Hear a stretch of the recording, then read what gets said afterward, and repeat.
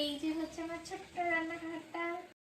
Hello বন্ধুরা, কেমন আছো তোমরা সবাই? আশা করি ভালো আছো। তো আজকে একটা অন্যরকম ভিডিও তোমাদের জন্য নিয়ে এসেছি। তো আমার রান্নাঘরটা আমি ডেকোরেশন করেছি, সেটা তোমাদের সাথে শেয়ার করবো। কেমনভাবে সাজিয়েছি না সাজিয়েছি, আগে একটা ভিডিও করেছিলাম যে ডেকোরেশন করবো। তো সামনে তো পুজো চলেই আসছে, ওর জন্য রান্নাঘরটা না সাজালে একটু কেমন লাগে। তো চলো, খুব সুন্দর করে সাজিয়েছি, তোমাদের সাথে শেয়ার করবো। চলো পুরো ভিডিওটা দেখতে। তো এই যে হচ্ছে আমার ছোট্ট রান্নাঘরটা। তো আসো, প্রথমে কোথা থেকে দেখাবো। তো এই দেখো, একটা ফ্রিজ ভালো করে মুছে টুছে রেখেছি। ওপরে একটা কভার পরিয়ে দিয়েছি, এটাও নোংরা হয়েছিল, ধুয়ে দিয়েছি।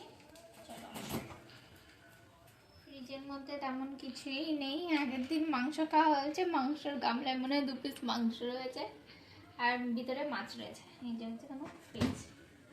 তারপরে হচ্ছে এই দেখো মিট কেস।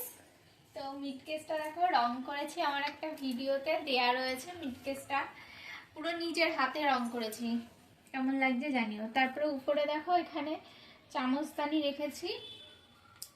তারপরে হচ্ছে এখানে কাচের গ্লাস রয়েছে, এখানে কাচের বাটি, আর এটা হচ্ছে কাপ প্লেট, আর উপরে একটা ট্রে। তারপরে হচ্ছে একটা প্লেট রেখে দিয়েছে। এটা হচ্ছে মানে দরকারি, মানে খুব দরকার হলে সামনে নিয়ে নিলাম, তার জন্য হাতের কাছে রেখে দিয়েছি এগুলো। তারপরে মিক্সটা খুলি।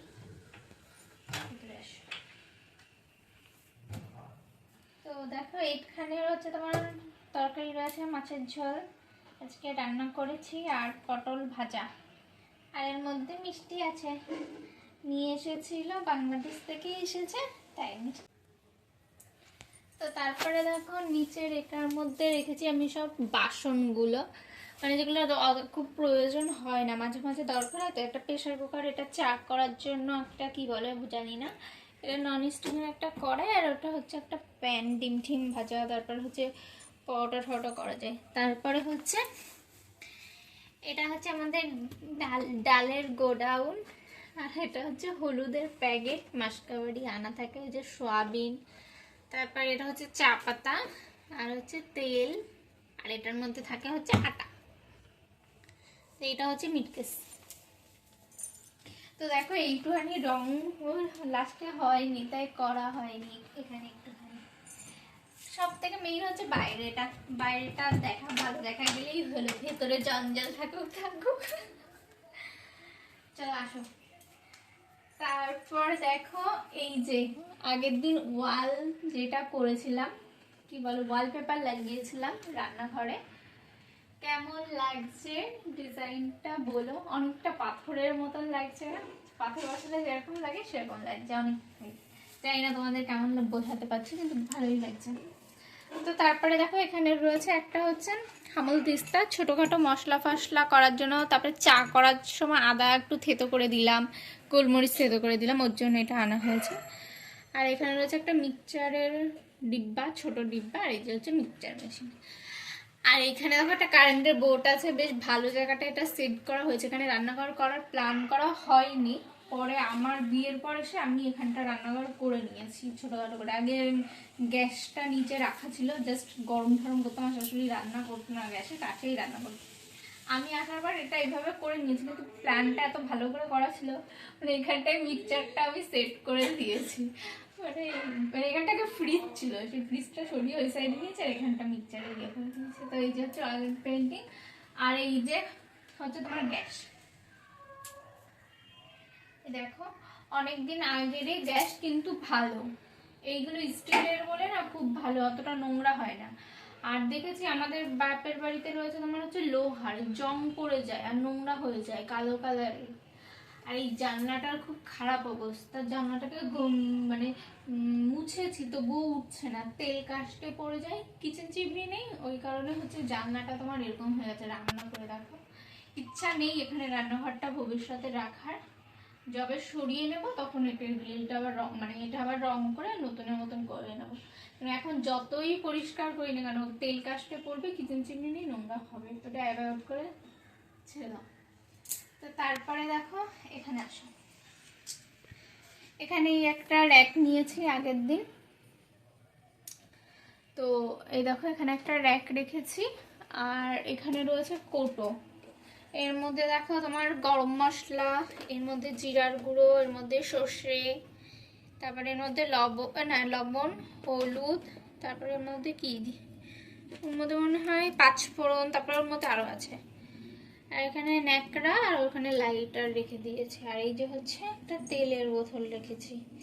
আমি কাচের শিশি পেয়েছি দুটো, ঘরে ছিল, তারপরে ভাবলাম এই কাচের শিশিতে এর মধ্যে মদের বোতল, এটা কিন্তু মদ খাওয়ার বোতল, কি যেন মদ ছিল, তার মধ্যে আমি রেখে দিয়েছি তেল।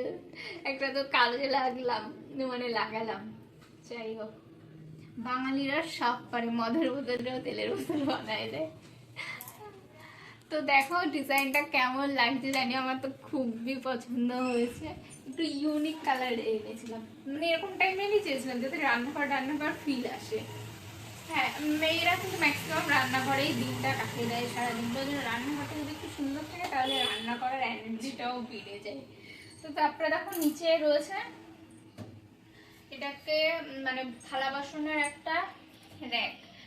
র্যাক বলতে এর মধ্যে হাঁড়ি, কড়াই, বড় গামলা এইগুলোই রাখি। আর এটা কিন্তু লোহার কড়াই, আজকে না 20 বছর আগে এটা কাঠে রান্না করা হয়, বাট এই বর্ষাকালে কাঠে রান্না হচ্ছে না বলে এখানটা রেখে দেওয়া হয়েছে।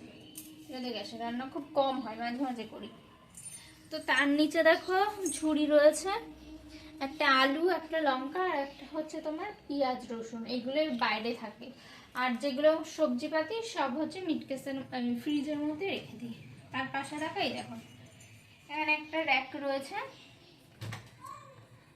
এই র্যাকটাও কিনে নিয়ে আসা হয়েছিল কয়েকদিন আগে। এর মধ্যে দেখো শুকনো লঙ্কা, তারপরে হচ্ছে মুসুরির ডাল, লবণ, সয়াবিন, তেজপাতা, হলুদ, মানে এইসব টুকিটাকি যেসব দরকার হয় সেই সব জিনিসগুলোই হচ্ছে এর মধ্যে রাখি হাতের ধারে। আর নিচের থাকটায় একদম হচ্ছে তোমার চাটু আর হচ্ছে বেলনি, রুটি করার সরঞ্জাম রয়েছে। তারপরে দেখো এখানে রয়েছে হচ্ছে একটা বাসনের র্যাক, এর মধ্যে হচ্ছে থালা বাটিগুলো রাখি। থালা বাটিগুলো হাতের ধারে পাওয়া যায়, তাহলে এই একটা থালা বাসন রাখার র্যাক। আর নিচেরটায় হচ্ছে বাটি রয়েছে, আর তার নিচেরটায় একদম তোমার কোটো কাটাগুলো রেখে দিয়েছি, যেগুলো ফ্রিজের মধ্যে মাছ টাছ ভরে ভরে রাখি। আর এইখানে তোমার রয়েছে হচ্ছে গ্যাস সিলিন্ডার, এই জায়গাটা গ্যাস সিলিন্ডার আর প্লাস্টিক রয়েছে, সব জড়ো করে রেখে দিয়েছি, কাজে লাগে অনেক। টিফিন কাঠির গিট্টি বাটতে, তারপরে সবজি মবজি ফ্রিজের মধ্যে ঢুকিয়ে দিতে রাখে। আর এই সাইডে একটা জলের ড্রাম রেখে দিয়েছি, জলের ড্রামটারও খারাপ অবস্থা। আর এইখানে দেখো একটা জানলা রয়েছে, এই জানলাটা এখন খুব একটা বেশি খোলা হয় না, রান্নাঘরটা করা রয়েছে তো এই জন্য। আর এইখানে শিল এনে রেখে দিয়েছে, শাশুড়ি মা সকালে রান্না করে, উনি আবার মিক্সচার করতে পারে না, শিলে মশলা বাটে। আমি তো মশলা বাটতেই পারি না, তোমার হচ্ছে মিক্সিতে করি, বাটা ভুলেই গেছি। ওর জন্য বলে সবার মধ্যে সব গুণ থাকে না। এই দেখো আমার শাশুড়ি মা মশলা করতে পারে না, তখন আমিও শিলে মশলা করতে পারি না। ওই তো এক একজন মানুষের মধ্যে এক একটা গুণ থাকে, সবার মধ্যে সব গুণ থাকে না, সবাই সব জিনিস পারেও না। উনি ওটা পারে না, আমি ওটা পারি, আমি এটা পারি না, উনি ওটা পারে। যাই হোক, কেমন লাগলো আমার ছোট্ট কিচেনটা অবশ্যই কমেন্ট করে জানিও। আর যদি ভালো লেগে থাকে অবশ্যই একটা লাইক, কমেন্ট, শেয়ার করে দিও। তো কি বলবো, আমার তো খুব ভালো লেগেছে। আর প্রথম না মানে কোনো জিনিস করতে খুব ভালো লাগে। যাই হোক, আপাতত এইটুখানি তোমাদের দেখালাম ভিডিওটা। ভবিষ্যতে ইচ্ছা আছে সুন্দর করে একটা কিচেন করার, পাথর টাথর বসিয়ে, তো সেটা পরে করবো।